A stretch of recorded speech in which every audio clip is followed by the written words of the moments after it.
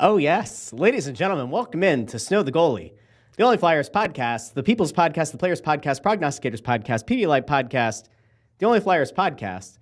I'm Russ Joy. That's Anthony SanFilippo. Bundy, once again on assignment. He will be back next week. Everybody get excited. Get your Bundy fix next week. So we should let people know he's being honored tonight. Yes, he is on assignment. He is currently being assigned an award. Yes. Yeah. No, I mean, I'm just saying. I mean, you said he's on assignment. I just felt that it was, why people should understand why he's not with us tonight. And he sent us over that he's being honored at the SHM Help Movement annual reception at Knowlton Mansion in Philadelphia, and he's being honored for his commitment to recovery. Good on. So commitment to recovery award, Chris Therien. So kudos to the big fella. We love Bundy. He's a great guy. That Knowlton Mansion, by the way, I had a friend, an old coworker who got married there. Incredible. Place is nuts. Have you ever been there? No. Maybe. Cheap plug here. They don't sponsor the show, but they should for wedding season during the summer. But place is awesome. It's a great venue. The food was fantastic. The drinks were sensational. Great place. Great place. So if you're out there and you're in the market right now to get married like Anthony is, Knowlton Manor, they were great. Yeah. Really. No, it was Knowlton Mansion. I think you said Manor, but it's Mansion. Maybe you said Mansion. I don't know. One or the other, but it's mansion. It's definitely, it is the mansion. It's not a small house. Listen, we have to tell people, we almost didn't do a show today. We have been very caught up in the trial in New York, and we decided that we were going to we thought about driving up to Manhattan to do the show from outside. Now, as many of you know, we're not a political podcast. We're not a political leaning podcast. So we would just sit there and report the news as we saw it. But I'm just kidding. I'm glad that we did this. I will tell you, I can't show this to you because I can't get my leg that high. I played in a parent versus player game this evening for my son's soccer team. And there was an older kid, probably like high school age, on the other team to try to help balance things out. And this kid went for a ball, and he slid in, studs up. And I wasn't wearing shin guards because why would I? And my whole shin is just 3 or 4 lines of blood from where the cleat got me. And you know what, Ant? I played through it, and I scored the game-winning goal. So everybody just be happy. Wait a second. That's right. Are you boasting about scoring the game-winning goal on a bunch of 10-year-olds? 9-year-olds. Yes, I am. My son turns 9 on Saturday. And you know what? Crushed his soul, crushed his spirit. He's playing travel in the fall, so he's going to just have to get used to it. That's what it's all about. Now, in fairness, those 9-year-olds aren't that much shorter than me. So let's not make it sound like they're victims here, all right? They were victimized by my incredible foot skills, but they are not. I didn't beat up on 6-year-olds, all right? I just laid the smackdown on some 9-year-olds. It's totally fine. I'm having the intern cut just that little clip, and that's all we're putting out. Just you bragging about bleeding and scoring a game-winning goal on 9-year-olds. That's what I'm here for. All right, so I saw something in the comments, and I didn't know how I was going to bring this up, and I'm not going to cry, but you know what I'm about to bring up. I do. And you do, and if you look in the comments, you'll see why, because I shared something with you not that long ago. I'm going to bring this up. This is actually a heartfelt moment. I'm not being an asshole. This is a genuine thing. Oh. So Josh, who is a big fan of the show, is a former student of mine. And he says here, best surprise for my second day in remission. Hey, everyone. Josh is a great kid. I'm going to cry, and I didn't mean to. Josh is a great kid, great family. Josh told me a week or so ago that he had been diagnosed with stage 4 lymphoma, and that's awesome to hear that he's in remission. That's awesome. Yes, it is. That's really great stuff. You have these moments. This is my last thing before I become a total mess, and I hand this over to you for a little bit. Yeah. You go through these moments, especially when you're a teacher. There are moments where you have a student who goes through something awful. Unfortunately, some of the real standout moments that you remember are horrible things that happen. A student loses a parent, you go to the funeral to try to support them, and you go through a lot of these things, and you often wonder why things happen the way that they do. You often wonder why people are put through these horrible things and these horrible tests. And his entire family, they uprooted their lives from Phoenixville down to Florida to be there to support him. And that's awesome. That really, congratulations, Josh. That's fantastic.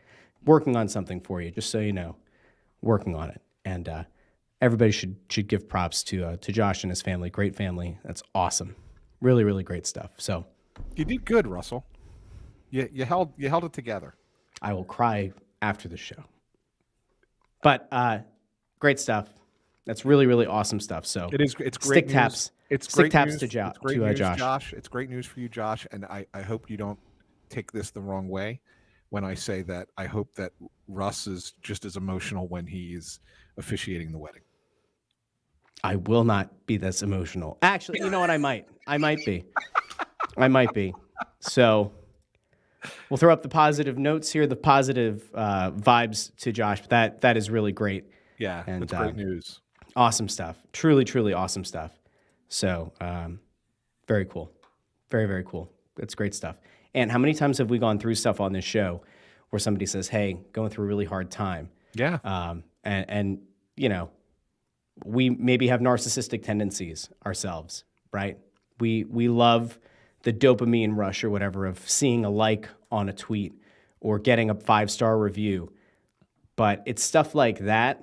And he sent a really nice DM the other day, just about like how nice it's been to, I guess, kind of stay connected and how enjoyable it's been and how much he's enjoyed having us around to do these shows, to bring a little bit of levity, to bring some joy, perhaps, Tuesdays. And so it's awesome stuff. Really, really great. That makes my heart full. So as it should. That's great stuff. As it should. All right. So, all right, cool. Feeling good. All right, we'll bring it back to the Flyers. Yes. Yeah. Get it back here. So I know people are a little surprised that we're having an episode kind of thrown together last minute, and it really wasn't thrown together last minute. Well, it was thrown together last minute physically, like you didn't put it out till last minute. But we actually discussed this earlier in the week. We knew that we were going to do this tonight, and the question was coming in, like, geez, what are we going to talk about? Like, there's no news, right? No news at this point. There's just been, something that we started last week, and then everybody kind of picked up on was the whole Travis Konecny thing, right? And there have been stories written out the wazoo about it now. But the reality of it is that sometimes there is this quiet before the storm, right? Mm-hmm. And I think that there's going to be stuff that's going to happen as we get closer to the draft. And my thought coming into this, when I said to you, I said, what we should just do, Russ, is we're going to have people that hop on and come on and they want to, hey, it's a Snow the Goalie episode and kind of a surprise one at the end of May. And I thought, why don't we just turn it over to the viewers that are joining us live? And Gutsy. Yeah, well, really, let's throw it over to them. Who knows what they want to talk about today? I see a question. I see a good one. Let's get the questions. Okay. Send them in. And so you want to do a mailbag. We didn't announce that it's a mailbag, but you want to do something akin to a mailbag. You want to solicit the fine folks on YouTube and Facebook and X. What could possibly go wrong? All right, fine. We'll throw it over to the people. So get your messages in. You don't have to send a super chat if you feel so motivated, so moved by the spirit, by all means. Anthony's electricity bills are going to be higher here in the summer to keep his house cool. He does have a wedding coming up. So, all right, here we go. Kyle Nolan. I love that Ryan's with us at 3:30 in the morning in Finland. I know. Ryan's awesome. Ryan's over in Finland, right? Yeah. Kyle Nolan checks in, says, while everyone wonders about Mishkov, what other prospects do you believe juniors or the AHL will be on the roster next season? That's a good question. And I don't necessarily know if it's one that's really answerable right at the moment. And I only say that because I think a lot needs to be seen of what they do this offseason first. Like, let's kind of see what happens, who gets moved off the current roster, who ends up going to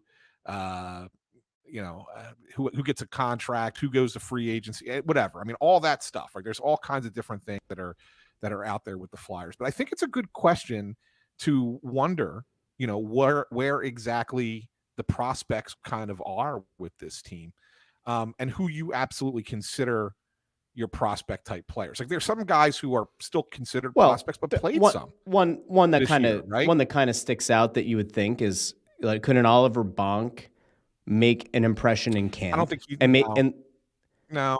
I'm saying to make an impression in camp. Like, maybe does he? I'm not saying he's gonna make the opening day roster. I'm saying, like, is it possible that he makes an impression and he gets kind of on their radar as somebody who maybe at some point, barring injuries, maybe gets himself a little bit of a look-see. You're not believing in Bonk, is what you're saying. Well, no, right? So and he's not going to get that. Not yet. I mean, I think he's a year away. So that's the guy. The interesting guys are going to be, if you're looking for a player that turns out to be like this year's Bobby Brink, right? I'm assuming that's what the question kind of is. And I think, does Massimo Rizzo get that opportunity? Right? I mean, that's the guy to me. That does he get that opportunity? And I think that's the one, maybe. But beyond that, probably maybe Emil Andre's ready. That could be. The other guy that Danny keeps talking about is Helge Grans. He's mentioned him several times in conversation. In conversation.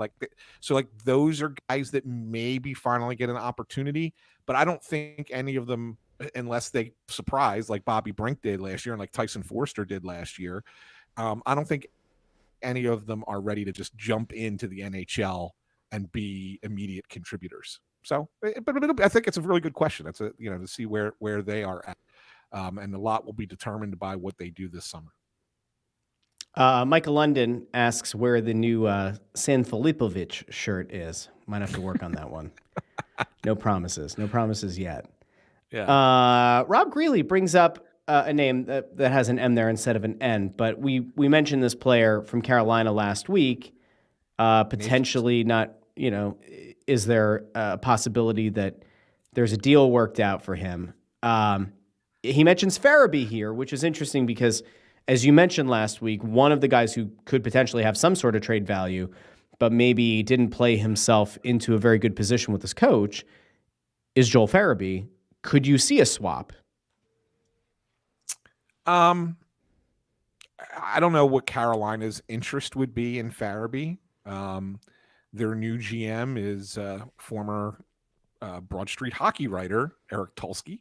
How about it? And that's a pretty cool story. Pretty cool. That is a cool story that somebody who wrote for a local site, went through the ranks now general manager, and is now has the interim tag, right? They didn't remove the interim tag yet, but is potential. It's pretty cool.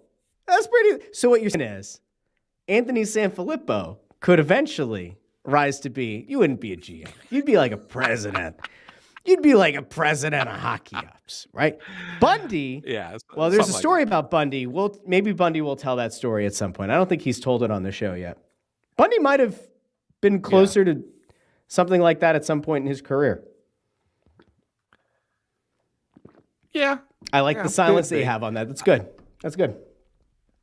So anyway, but no, as far as Natchez is concerned, would the Flyers be interested? I'm sure that they would. And you got to see, does a guy like Farabee interest Carolina, especially with the term that it's got remaining on his contract? Natchez is a restricted free agent, right? So you got to, what would the Flyers be willing to pay him to kind of replace Farabee? I think he made $3 million last year.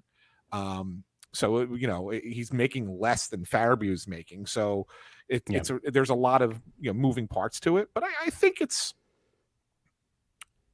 fair.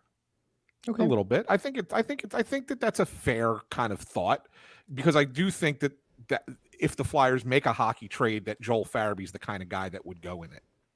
Okay. Let's go to another one. Andrew Fawcett, is TK worth $9 million plus per year? We had a nice heated debate about this last episode. You brought up the potential of 10 million plus for Travis Konecny. I burped, which some people did not understand. That was me kind of gagging because that's insane. You think it's a perfectly reasonable thing. I still think it's crazy. I don't know if we have to relitigate it because we did quite a long spiel about it last week, including a clip that we put over on the YouTube channel. I think it was like 16 minutes worth of conversation. 9 million per year? Perhaps.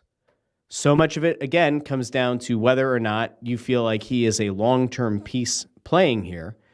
And one thing that we didn't talk about last week that I do think is fair, Ant, that we definitely did not touch on at right wing is if Mishkov comes over, whether it's this year or if it's in a year or 2 years, you're hoping that when he comes over, he's going to display what made him a top 7 pick, a guy who probably would have been the number 2 pick had he not been born in Russia. You would hope that he's going to be playing on your top line. And in that case, then you're talking about Travis Konecny playing the wing on the second line at $9 million. And maybe you're okay with that because Mishkov would be over here on a very affordable deal for a few years. We didn't mention that last week. It is, I think, a valid thing to bring up as a Well, there's two things here. There's two things here. One, let's just assume let's just say just for kicks, let's say he comes over for this year. I'm not sure at 20 years old if he is a first line player. Mm-hmm. You know what I'm saying? I'm not certain he's a first line player at age 20. I don't think at age 9. Age 19, age 20, probably not. Right. So that's the thing. So up front, Konecny is going to stay there, right? Probably. But that's assuming. Yeah. Okay. So there's that. The other thing is that one thing we didn't talk about was, what would be the length of the contract, right? So I would say that if you gave him the max length, he might pull his money down just a little bit just to get the extra year or extra 2 years, depending on where their negotiation is, right? If you're looking to go 6 years, 5 years, whatever it is, he's probably going to stick to his guns and want more money. If you're willing to go 7 or 8, which is the max, maybe he brings the number down because now it's more guaranteed money on the back end when he's turning 35, 36 years old. So I think that's the kind of conversation that they'll have leading up to July 1 as they negotiate an extension for Travis Konecny. So is it possible that he comes in at a lower number? Sure, but it needs to be at a longer term. Otherwise, he's going to want a higher number. Or it doesn't have to happen at all. You could just trade him. Andrew Fawcett over here, makes a point that a lot of people did on last week's episode and then on that separate clip. If Marner and Nylander are getting $10 million, he's worth maybe $8 million. The thing that you always have to keep in mind is when these guys sign these deals. And it's an ever-changing landscape. I know that a lot of people hate when I do this. You certainly hate when I do this. But if you look at the NBA, where players are paid exorbitant amounts of money, they're coming up on a rising cap that could get to a point where a top star could make $70 million in a year. All right. A few years ago, 30 was the most you would see. And even then, there was a time where Kobe at the end of his career was making, I think, around 30. And the thought was he should be able to make 50 because he means so much more to the Lakers and their culture. And he wasn't worth that money given what his level of play was, but it was more of a legacy thing. But the NBA has guys that are making substantially more money. They have guys that are role players who are making more than some of the younger stars in the league. They have guys who are role players right now who make more money than LeBron James did in the first 8 to 10 years of his career. You can't necessarily hold that as the standard bearer because as the cap increases, it's going to change what that baseline is for a star player, and what a decent player is going to get is going to be higher than what a star gets paid now. I do think that the thing that I will still stick to is just because the cap's going to go up doesn't mean you have to be the one to burn that money or to set that precedent. But you have people here saying hey, Joseph says 7 by $6 million. That's not going to happen. No. Micah says 5 years, $7.5 million. That's not going to happen. Those options are long gone. Those potential deals are gone. it's kind of the risk that you run as a GM in this league that, yeah, you could do what they did with Owen Tippett. You could lock up a guy who you hope has 30-plus goal potential but hasn't really done it and hasn't done it consistently. And you hope that you get him on a longer deal because he's young and that the cap hit's going to be low and you look like a genius in year 3, year 4, and beyond.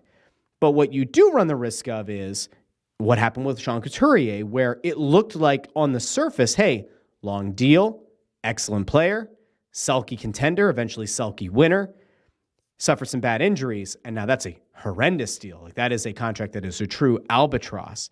You look at even a Cam Atkinson deal that looked probably pretty decent at the time. He's cooked.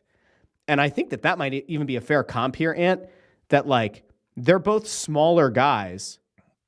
Konechny's a much better player than Atkinson. He's a better player than Atkinson, but they're both small guys. I still don't think that an 8-year deal for Travis Konecny makes any sense in years 6 through 8. But here's the thing, and you should appreciate this as a small fellow yourself. Whoa. Watch yourself. Watch yourself. The game has changed in such a way that the smaller player can play much longer than they used to be able to play. So let's keep that in mind. The game is not nearly as physically demanding on smaller guys as it once was, and that's why players are able to stick around a bit now on the smaller side. So I think that's a thing. I think TK is a better player than Cam Atkinson ever was, even when Cam Atkinson was, scoring all those goals with Columbus. TK is a better player, better all-around player. And I think he'll have more staying power than Cam Atkinson did. Of course, an injury can always destroy everything. I mean, you never know. And it's a, sure, that's a thing, right? But at the same time, I look at I don't think that there's a real comparison between those two, right? I just don't, and Micah, yes, I understand that Atkinson scored 40 goals in a season, which is, the next comment down so that everybody can see it. Yes, he scored 40 goals in the season. I know he did. He's not nearly been the consistent player that Travis Konecny has been. Just not. And I'll tell you, Micah does raise a pretty fair criticism here, a fair point about durability though with Konecny. Like in fairness, this past season, you talked about like the second half of the year, like when he kind of dipped. You said he was playing through an injury. Yeah, and that's great, but he wasn't playing at 100% because he was hurt and decently, significantly enough that it genuinely did affect his level of play.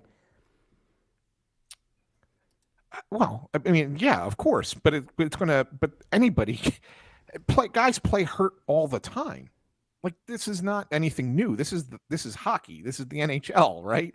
Guys play through injuries in the NHL. It's not like the NBA, which you like to always make the comparison to, where they have a hangnail and miss 6 weeks, right? I mean, it's not the same thing. So guys play through injury, and look, he's basically a 70-point player right now on a bad team without help. You start putting more talent on the ice with him, that number can go up. And then if he's more than a point per game player, then he's worth that money for a lot of reasons. Another thing, look at the difference. Also, we always do make the case though that look at the difference. Look at the difference that he alone made on the penalty kill for this team. Mm-hmm. Wasn't much different on who was playing on the penalty kill from the year prior, as far as being a danger to score a goal every year. The only change there is Travis Konecny. Yes, Couturier came back. I get it. He played a little bit of penalty kill in the first part of the year. They took him off it eventually. But the reality of it is that the penalty kill got good because Travis Konecny was put on to the penalty kill. Let's be real about it. So that's swell. I don't think that's what he's getting paid for, but that's swell. But it's part of what he gets paid for. I'd rather him score goals. You can't be a one-dimensional player in this sport. No, you can't be a one-dimensional player. But then you're not going to make good money if you're going to be a one-dimensional player. You're not going to last long. So, I was going to start throwing some names at you, but it's not worth it. I think you're crazy, but I respect you. I don't respect your opinion on this because I think you're very wrong, but I still respect you. I have to say that since I'm officiating your wedding. It's all right. I will just go to some numbers really quickly because that's what we do here. We do a little bit of, math and a little bit of evidence-based analysis, if you will. Travis Konecny. Here's his NHL career. I'm going to go year by year. Games played, points. Okay? First year, 70 games played, 28 points. 81 games played, 47 points. 18-19 season, full season played, 82 games, 49 points. The 19-20 season, obviously we know what happened there, 66 games, 61 points. The 2020-21 season, 50 games played, 34 points. 2021, 79 games played, 52 points. This is where we start to see a little bit of that upward trajectory. 2022-23, 60 games played, 61 points. Tied that 19-20 season in only 60 games. And then this past year, 76 games played, although you mentioned hurt, where's all 68. The missed time? Where's the missed time? He's consistently in the 60 games played. He missed 22 games two seasons ago. One season. Okay, so he had one injury in his career that kept him out for a long period of time. He is consistently in the lineup. There's no injury history. No real injury history here. Because you just gave the numbers. Allow me to play this little game with you, though. There are such thing as good point producers on bad teams that don't necessarily become great point producers on better teams.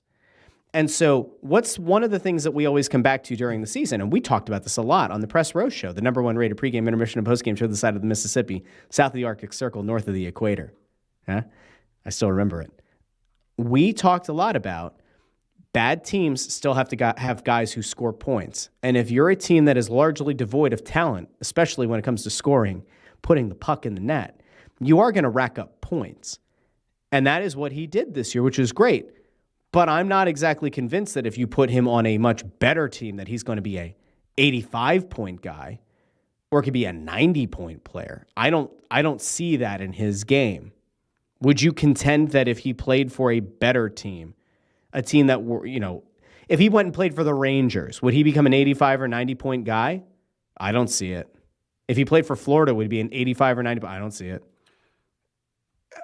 He could be, but it depends on who you can't just make it a blanket statement because it depends on which team you're putting him on. If he's on a better offensive team, but not one that's loaded with offensive talent, like if you put him on Colorado, I don't think he's a 90-point player because those top guys play so much, right? Yeah. If he's in Tampa, he's probably not a 90-point player, or Edmonton, he's probably not a 90-point player. But if you put him on a team that's better than the Flyers with better players, but maybe not the glut of superstars up front, can he be an 85 to 90-point player? I think he can. I don't see it. In this NHL? In today's NHL? I don't. Okay. Maybe you need to get your lenses checked, fella, if you can see that. Tony Louie says only 15 players in the NHL make $10 million per. Paying Konecny as a top 15 player doesn't make much sense. He's roughly a top 50 player. Where would you say Travis Konecny is in terms of top whatever in the league? Like where would you put him? Would you say he's definitely top 50? Would you say he's top 30? Top 60? Well, you can't first blush. First of all, you can't compare forwards to defensemen and forwards to goalies, whatever. Sure, so I guess I'm going to stick with just forwards, right? Okay. So is he a top 30 goal forward? Probably. He's probably right in that conversation. He's probably in that range. Somewhere in there. And the reason, yes, there are only so many players that have a $10 million contract because for 4 years you've had a flat cap. So nobody has been getting the money that they would have otherwise gotten as raises in their salaries over the last 4 years. Very few guys did. And so you're going to see big jumps in contracts. And it's not just going to be a Travis Konecny type player. There's going to be a lot of players that you're going to sit there and go, oh my God, why did that guy get that contract? Oh my God, did you see that contract? There's dollars being thrown around all over the place. And that's just the reality of players haven't been paid for 4 years, and now their agents are going to be like, "You owe us. You owe us. We put money into escrow. You got to get the league out of, COVID situation, everything else. Fine.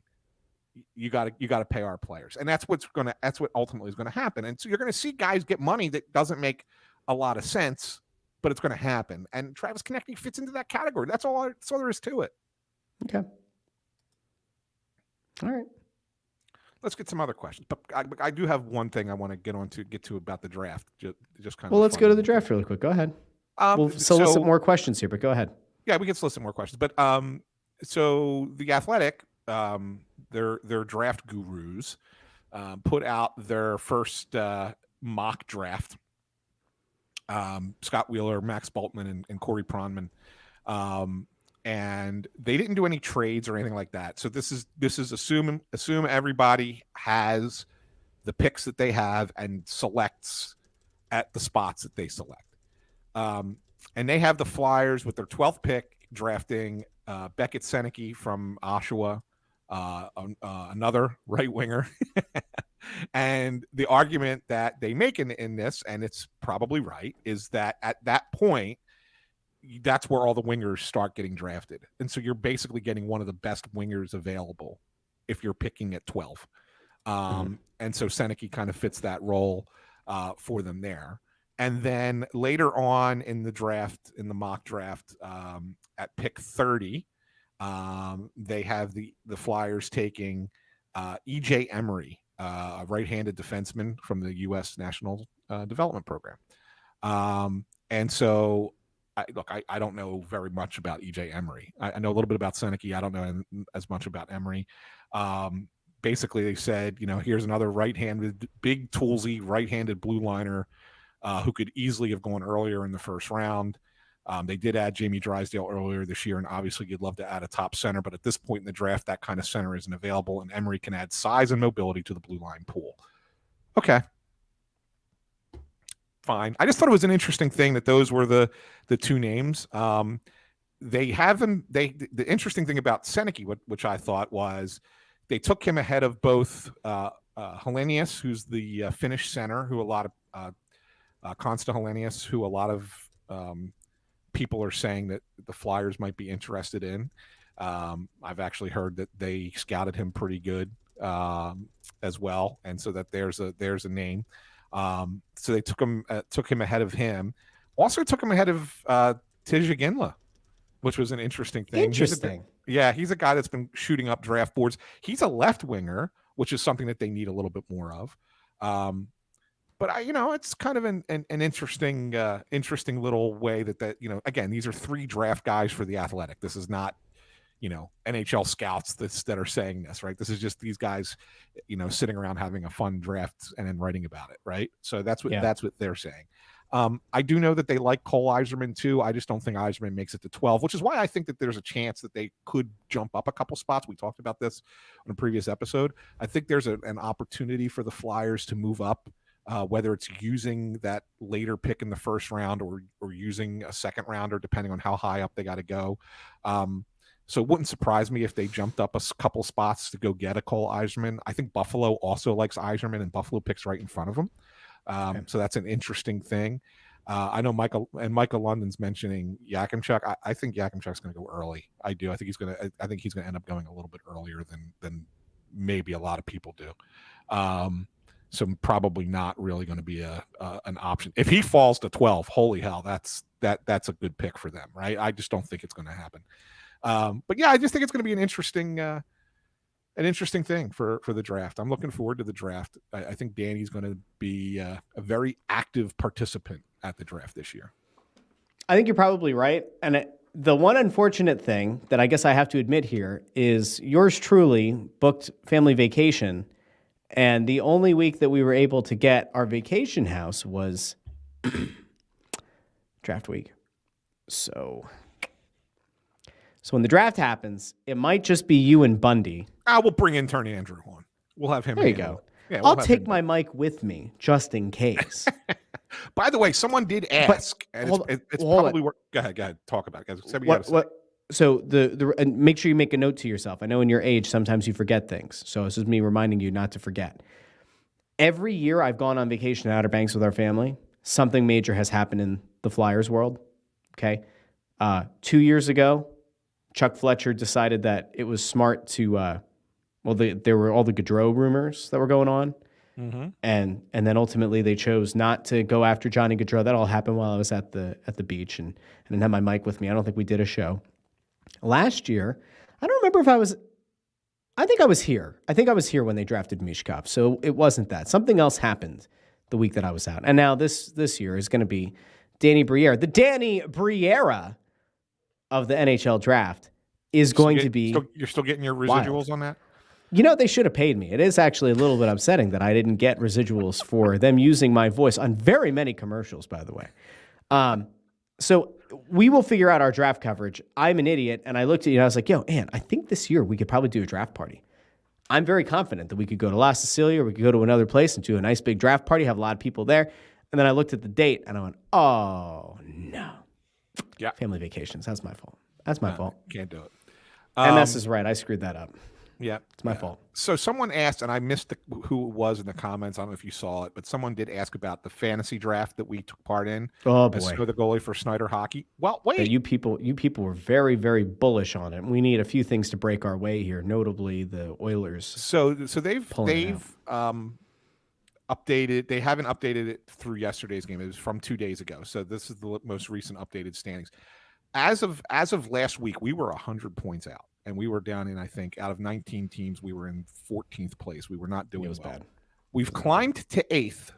Okay, we've had a big flourish by our players, scoring some goals.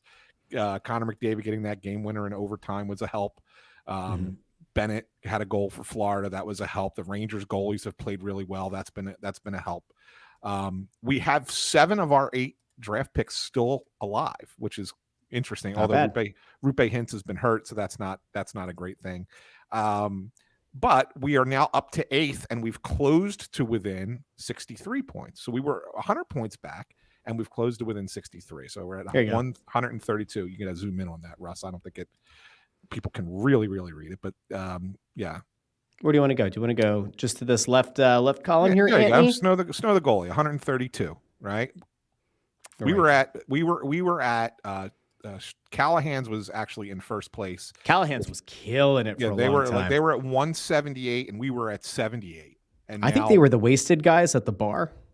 Yeah, they were. That were all wearing like suit jackets, and I was like, "Oh, look at these jackoffs!" And then they were winning. They've been passed, but we have been climbing very, very methodically up the list. To now we're into 8th. And we keep going. So here are the fantasy points, the player fantasy points, just so you can see top performers and who they were drafted by. Yeah. There's Connor McDavid. Oh, there he is. Yeah. We were so excited to take Connor McDavid, and then he's been okay. He's tied for 5th, I think. Tied for 5th in scoring. Yeah, but and then I think the Rangers goalies are right behind them. Are the next best. Our next best team. If you go by team. Oh, here we go. Here we go, baby. You can see all how Snow to well, let me come on. There we go. Uncheck. Yeah. Snow to Goalie, Only Flyers podcast. McDavid is our top. You're right, the Rangers goalie. Obviously Shesterkin. Ben, Kane, Bennett, Hintz. I mean, this is good. I mean, the Brock Nelson pick was the one that I don't want to say that we got. I don't think we got cute there, but we were talking about taking a few different Islanders because we thought, hey, outside chance. Yeah. Well, he was also our seventh round pick, and actually he was our 6th round pick. I think Evander Kane was our 7th round pick. He was a late pick. Then Corey Perry was the last pick of the draft because there was nobody left. And at least he got into a couple games, but he hasn't scored a point yet. So yeah, actually he did. He got an assist in the last game. That's the one that's not been updated. He got an assist, I think, for Edmonton yesterday. So he'll get a point. So we'll get another little bit more there. So Kevin asks a question here: how many games does Fedotov start next season? That's a great question. I love that question. That's a really good question, and I'm not sure I'm ready to answer it right now with answer the damn with question. Authority. Put yourself on the record now, and then you can adjust it again later in the offseason. What is all this fence sitting that's happening with you tonight? Is it because it's late? What's going on with you? How come it is that I have to give an answer like in 10 words, but you get to go blather on for 6 and 7 minutes? You're allowed to blather on. I'm saying don't fence sit. No, so I'm setting up my answer. I'm setting up my answer basically to say I will answer this now, but I am not confident in this answer, and that I will be able to give you a better answer down the line. Okay. But right now I'd say Fedotov is probably going to start 25 games next year for the Flyers. And that doesn't mean I think that Sam Ersson is going to start 57. I do think that there will be a third goalie that plays some games for them next year. So I think Fedotov is probably around 25-ish. Okay. Do you think Kolosov could get some starts? He's going to need a little bit more time. I mean, he barely played in the American League. He felt uncomfortable. There's a lot of adapting that has to happen there. I wouldn't be surprised to just see him start the year in the AHL. Is it possible that he comes up at some point? Maybe. But I wouldn't be surprised if the Flyers add another NHL caliber backup goalie in some capacity this summer. Really wouldn't surprise me. Bookmark this one. I don't like that. Bookmark that comment. So you're not a big believer in Cal Peterson? If he ever plays another game for the Flyers, then they're taking big steps backwards at this point. Or somebody got arrested. Okay. Is that fair? I think that's fair, right? Yeah, that's fair. Crimson Cade. Do you think that Mishkov asked for a release around last year's draft, which I guess takes about a year to be completed, leading to SKA's Skaz coach punishing him, sending him off to Sochi again? I don't know. I mean, there's so many rumors that are out there about what happened with him and his contract situation, involved his dad, and then his dad died, and just weird circumstances around dad's death, and the relationship with the coach, and everything's just just so different in how things are handled in the KHL than they are here. Everything we know about how pro sports operates in North America is so different than the way it's done in Russia. Just so different. And so, if I was to give you an answer on that question, it would be purely speculative. And the one thing I've kind of convinced myself to not do is to speculate on anything involving Russian players in Russia and what's going on over there, because we do know that there are geopolitical ties to things with the Russian players as well. And the last thing I want to do is say something that gets have him get sent to Gulag. Have him sent the last military service on beautiful aircraft. Say something that gets clipped up on this show, and then it gets put out on 6 million different, little sites that say SanFilippo reports this, and then boom, all of a sudden you're afraid of aggregators. Well, that becomes a problem for the player. It's not, I don't care about me. Like, it doesn't matter for me. Like, I'm not worried about, my reputation. I'm not worried about that at all. Alex Ovechkin's fingerprints were all over this. All over this. No? Yeah, no, I think it's different for these players. You want to make sure that you got to think about you tread lightly. Their families. Yes, you tread lightly. You do. Rob Greeley asks, Noah Cates, is he a trade chip? Who wants him? I mean, that's the question, and it's not a knock, it's not a negative, but the reality of it is Noah Cates showed this past season that he's not what everyone kind of thought he was the season before. I mean, he had a great year 2 years ago for a really, really bad Flyers team, and he played against top lines and played well over his head, well over what anybody expected. I even think a few people put him on their Selke votes, like a 5th place vote. He got a few votes, which was odd. And then this season, even though he had an injury at the beginning of the year, he never really became much more than just a guy that played on the 3rd or 4th line for this team. And so the question is that value to anybody? Because right now, if you go off of 23, 24, he just seems like a pretty average player that you see all over the league. If you go off of 22, 23 and go, well, there was something there, and maybe the Flyers just didn't tap into it last year, and you want to take a flyer on the guy, maybe, but I'm not certain that any real contending team would be in the position to do that. Mark asks over on YouTube, who do the Flyers buy out? Let's start there. Like, do they buy anyone out? I think Cam Atkinson's. Okay, so Atkinson. Cam Atkinson is a possibility. Yeah, it's probable. It's the only one I could think of, though. Ryan Ellis will go on LTIR. Yes. I'm just throwing it out there. Like, well, I mean, you're Rasmus right. Ristolainen. Maybe he goes on LTIR. Who knows? I don't think they're buying out Ristolainen.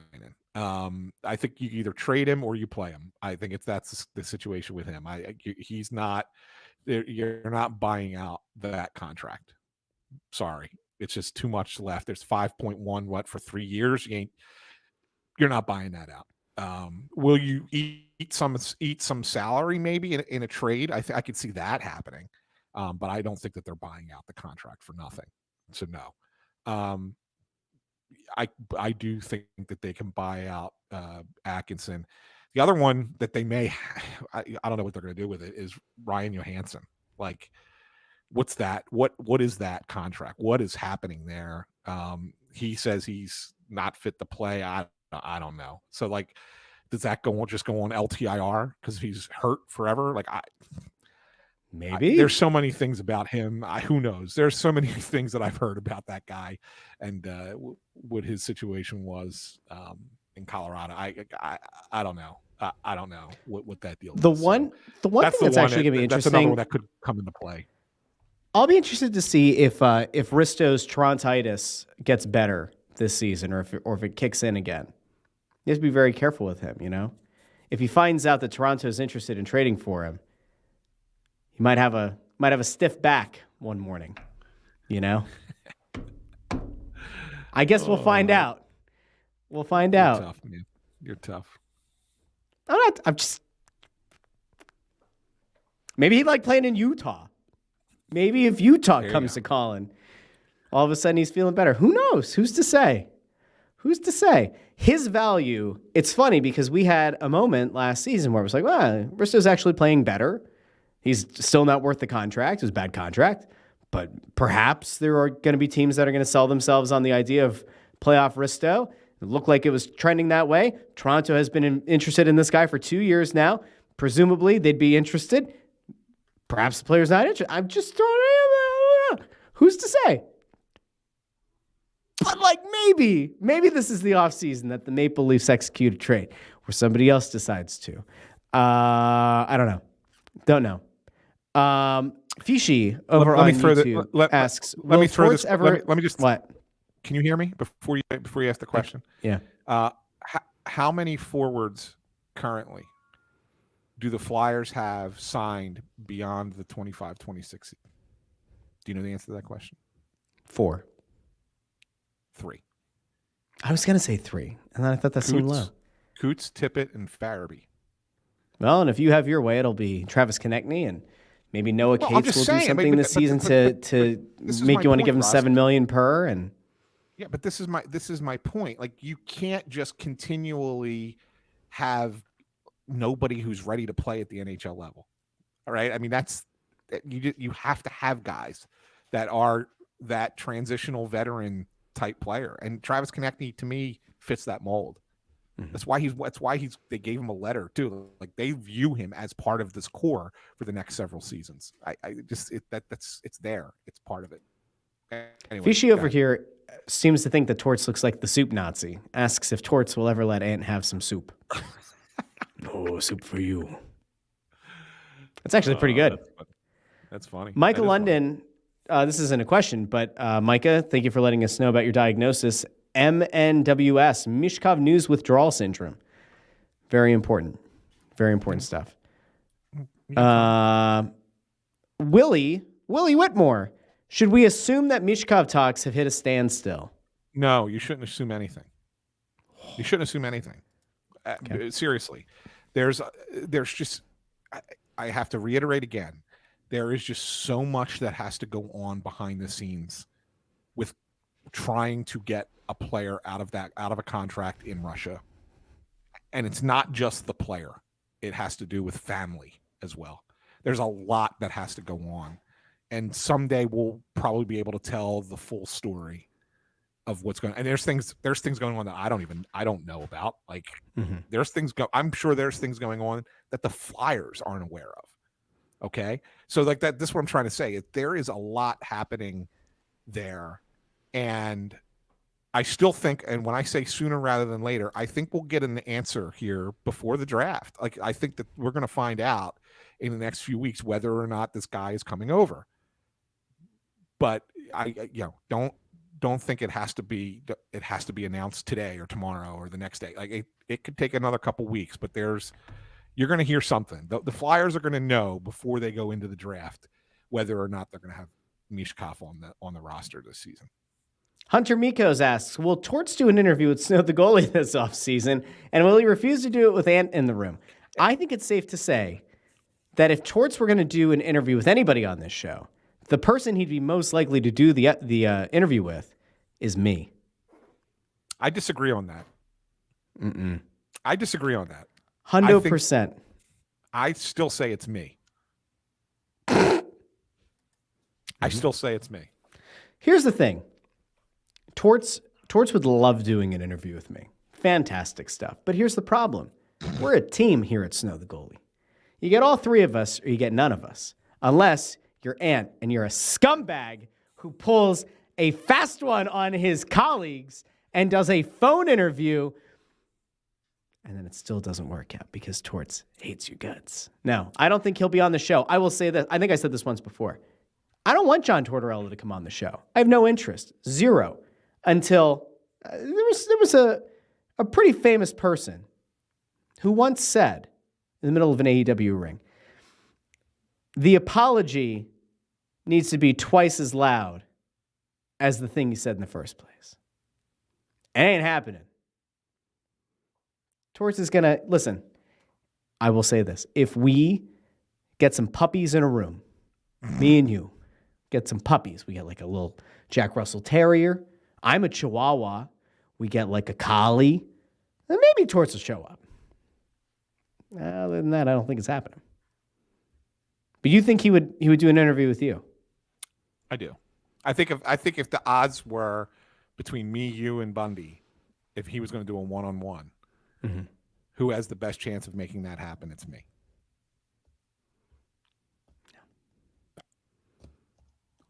We'll see. Here's a name that we didn't mention before. Willie asks about Tamala. Could he have a shot out of camp? I haven't gotten the sense that they felt that he's consistent enough yet.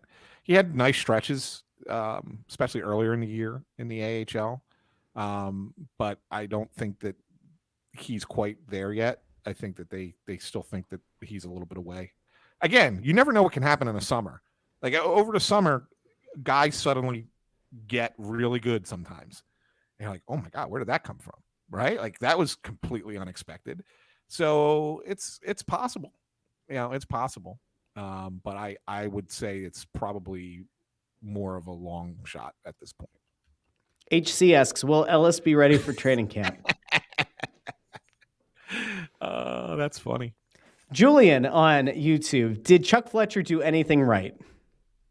The Tippett deal. I think the Tippett deal was all things considered. I mean, the Giroux trade ended up being a really good trade. I mean, you ended up getting Owen Tippett and a first-round draft pick this year, which they're probably going to use in some capacity to do something else. So, yeah, that was done well. Josh asks, if Ersson goes down, do we see a Fedotov-Kolosov tandem, or are the Flyers more comfortable having Cal Peterson come up because of his experience? No, I don't think I don't. I think they're a way away from Kolosov still. I don't think Peterson is going to be an option. I think he's buried in the AHL and he's buried there forever, unless they could trade that contract in some way. He'll have to start the year on the roster and be waived, and no one will claim him, and he'll go back to the AHL. So he's going to be an AHL goalie again. Like I said earlier, I think that there's a possibility that they find another NHL caliber goalie to be in the mix here. CMZ asks, have Tort and Ants reconciled yet? There's reconciliation means that two people are mad and angry. As far as I'm concerned, there's only one in this situation that's mad or angry. Ain't me.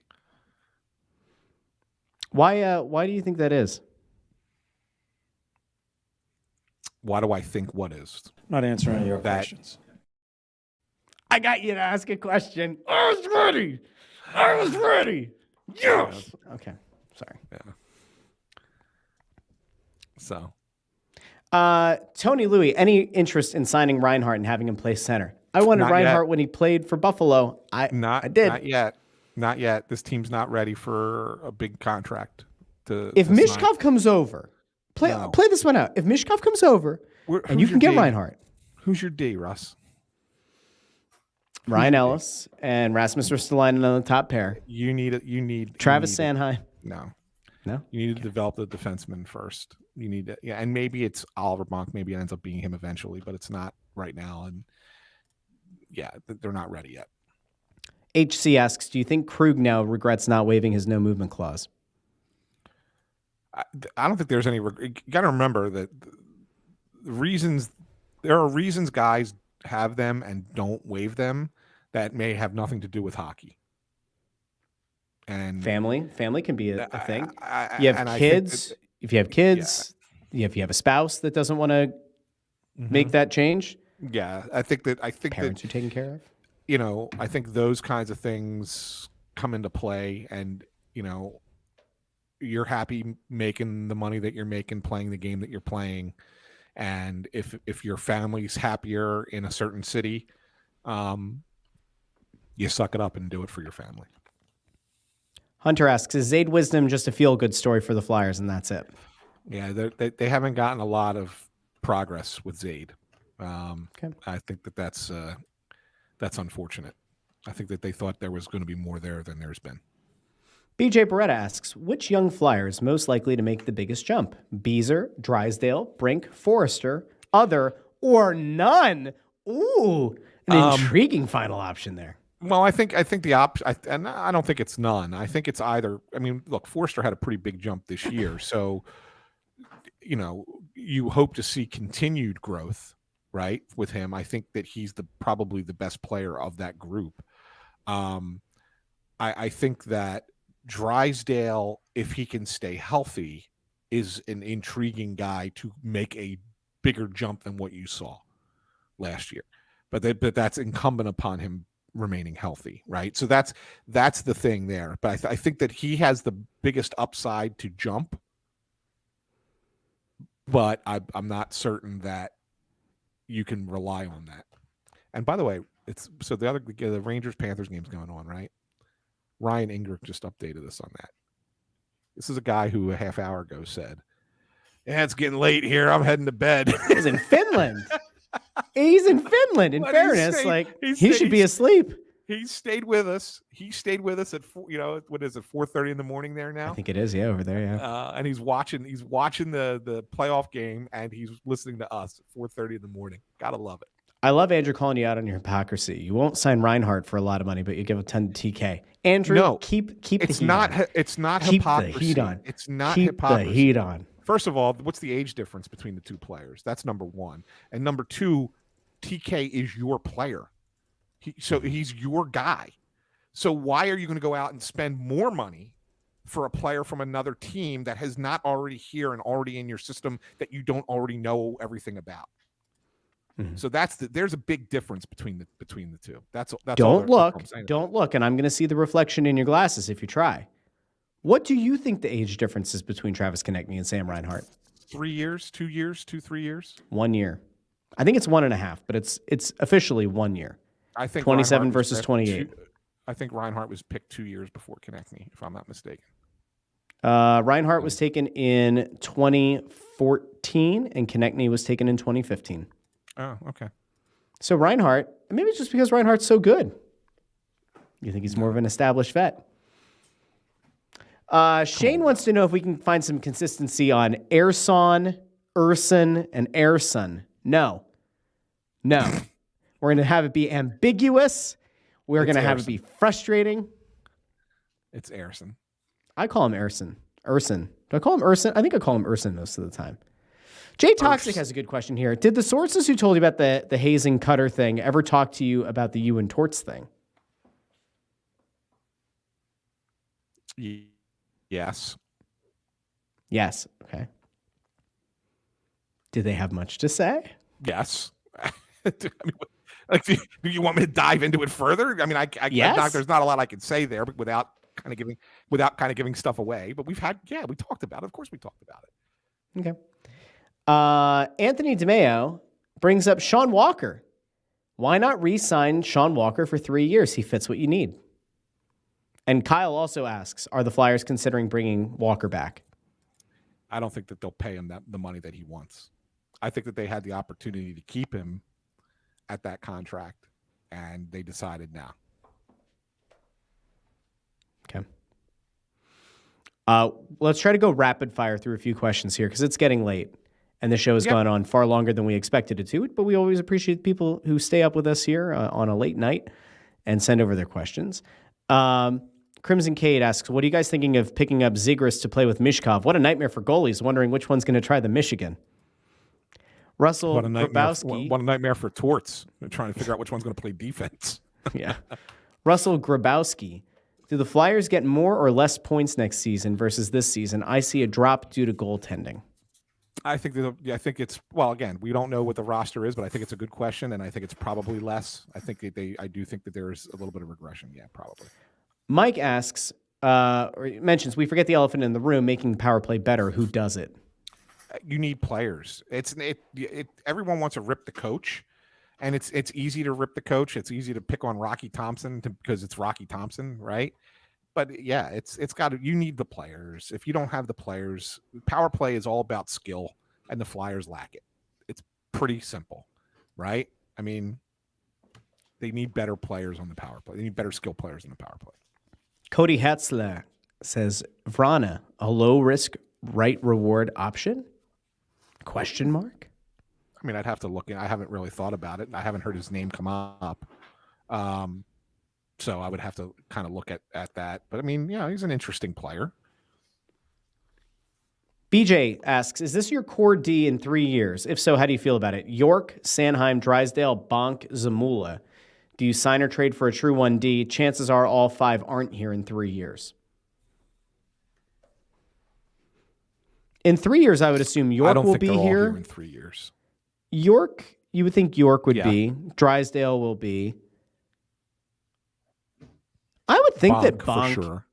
Bonk would be. Yeah. Maybe not Zamula. Yeah. Sanheim, I think they will have dealt with. I don't think Zamula is here. Well, Sanheim would have to waive a no trade clause, right? Yeah. So we'll see. Okay.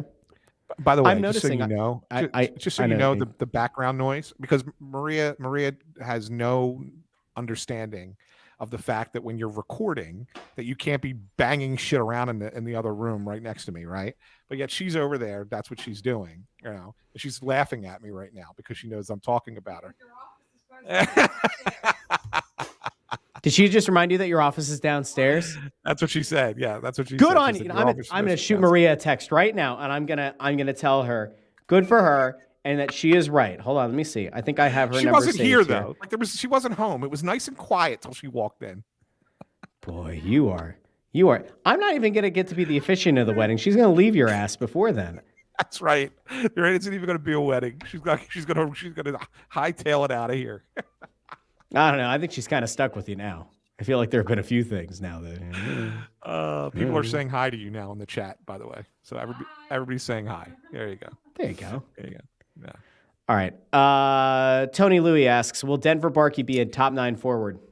If he makes it to the NHL, yeah. I mean, look, he had a nice year. There's no question. I'm not trying to belittle anything that he did in London. He had a really, really nice year. But there's a reason that the guy was drafted where he was drafted, right? I mean, there's a lot that has to happen for him to become an NHL regular, and it's not going to be right away. You know, there's a lot of guys who score a ton of points in junior hockey. Kevin says she's going to cut her goatee at your ass. Oh, that's right. Oh, Hunter brings up that you're going to be in the Chateau Bow Wow. Chateau Bow Wow. All right, Yeah. Last question before we head out. Yep. I'm going to call this the last one. Mike asks, the ultimate question is, does Torts survive the season if they struggle? And I'm assuming he means if they struggle early in the season. Could this be a Lavi situation? I don't think it's going to be that short of a leash, but if they get 30 games into the season, he loses the locker room and they are just an abysmal team, whether it's because of goaltending or something else. Is there a chance he doesn't survive the season? There's always a chance. It's hockey. Nobody lasts very long in hockey as a coach. So there's always a chance. I think they would have to have a really, really bad situation develop for him to lose that gig that soon. Is it possible that after the season he's not the coach anymore after next season? I think so. I think that's a possibility. But I think that he's probably gets the year. I think he gets the year with this team and see where they're at. Okay. It's easier to fire a coach with only 1 year left than it is to fire him with 2 years left. $8 million is a lot of money. Right? He's making $4 million a year to be the coach of this team. So perhaps they can say, all right, here's a trade. I have a trade idea, proposal. I thought that was the last question, but okay. Go ahead. This will get Matvei Mishkov to North America faster. We meaning the collective Delaware Valley, sends, ready for this? Go ahead. In exchange for Matvei Mishkov, number 1 defenseman, Ryan Ellis, Ryan Johansson, this is what happened, and John Tortorella to St. Petersburg in exchange for Matvei Mishkov. I think it's a great move. This is what happens. Works well for everyone. Yeah. Who says no? In fact, who says no? Who says niet? All right, see that? All right, I think it's time to wrap up. It's been a long show. A big thank you to everybody who joined us live. And I'm going to do this thing that I've been doing leading into the summer, but go ahead and plug other things that you're working on because I know that one of them dropped today. So let the people know. What else you got going on here in the off season? It's not really the off season for you. What else is going on in the SanFilippo microphone?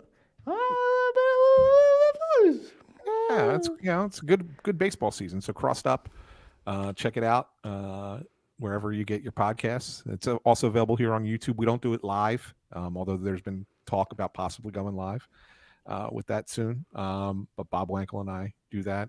I'll be down at the ballpark tomorrow night.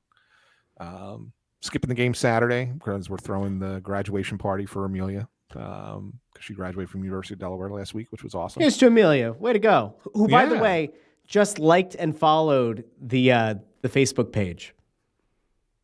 Really? Like legitimately. I got the notification during the show that she followed the show or liked the show. Or My whatever. daughter? Your daughter. You know why?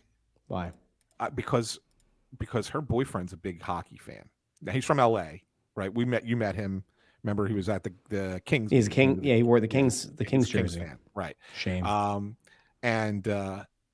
So I wouldn't be surprised if they're kind of just hanging out and she saw the alert come across and he's watching on Facebook. And so shout out to Kev. Yeah. Well, thanks for tuning in and making Amelia like and subscribe to the show. That's good stuff. That's what it's all about. Andrew, by the way, asks, is anyone still actually on Facebook? Yes, there are people. That's why we still continue to put the show on Facebook. Although I think a lot of the people, and we've noticed it with the names on YouTube, a lot of the people who used to check in on Facebook a lot have moved over to YouTube. Which is a good thing. Which is a good thing. Like we prefer, because YouTube's a little bit more interactive. We could do the polls from time to time. There's all kinds of fun stuff that we can do on that side of things. So, and you should remind people. You should remind people we do have a best of press row show that was put together by intern Andrew. Andrew, great exists. guy. It's full. Great it's guy. Done. It's not like he's still working on it. We've seen it, and he did a really, really good job with it. Great job. We're just waiting to put it out when we get to a little bit more of a downtime of the season. Yeah, but it is very good. People are going to enjoy it. He did a great job. And Ryan's a great guy. He's a mensch. And Ryan's asking an important question, Mr. Joy Media. What's up? Will intern Andrew, be back next season? You have to tune in to find out. No, he'll be back. We love intern Andrew. He's a great guy. We're going to figure it out. We're going to figure out next year. I told him, though, it was like one of those really fun conversations at the end of the year. I'm like, look, happy to have you back. But if you get an opportunity to actually go and like do something in this field that you're really proud of, we will happily endorse you. Yes. We'd be sad to see you go, but we will happily endorse you. Intern Andrew, hardworking guy, willing to dress up in costume, does the research on the Press Row Show, great at trivia. We love him. We love him. Andrew Jacobson says, I heard he was going to the Other Flyers podcast. Mertitas is trying to poach intern Andrew? That ain't right. That ain't right. That's right. Mertitas can't have him. No. Yeah. Ryan also trying to get him the producer tag. So you mentioned Joy Media before. I will just tell people on the way out, there's something a-brewing at Joy Media. You can go follow the YouTube channel, Joy Media LLC. It's a great channel where a lot of the shows and such go. But there's something very cool coming that I've been working on for a while. I'm very excited about it. So you're just gonna have to continue to tune in. It's gonna be something. It's gonna be something. If you're happy to put up with me on this show, you're gonna enjoy whatever that other thing is. It's gonna be good. Imagine putting up with you for 6 years. It's been a long time. It's been a long time. Yeah.